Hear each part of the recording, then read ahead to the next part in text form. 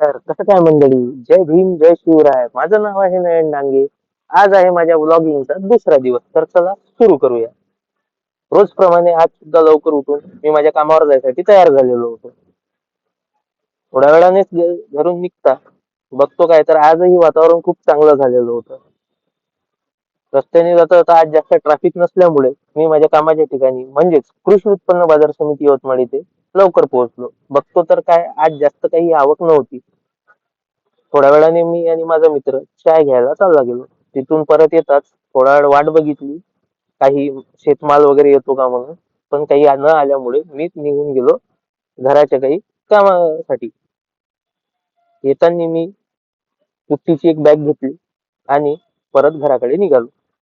बघतो तर काय सिग्नल सुरू होतं. मग तिथून निघाल्यावर आता मी पोहोचलो घराजवळ. तर कसा वाटला तुम्हाला आजचा व्लॉग मला नक्कीच कळवा.